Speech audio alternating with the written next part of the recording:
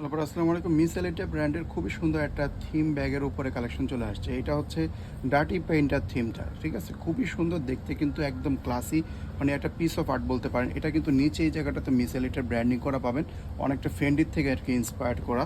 তারপরে এই যে এখানে কার্ড সব কিছু, এগুলো কিন্তু একদম অরিজিনাল অথেন্টিক ব্র্যান্ডের। এখানে নামটা সব কিছু পাবেন, চেন জিপার রানার সব জায়গায় ব্র্যান্ডিং পাবেন। কালার কী কী পাচ্ছেন দেখিয়ে দিব। এটা হচ্ছে ডাইরেক্ট শোল্ডার ক্যারি করার জন্য এই ব্যাগটা।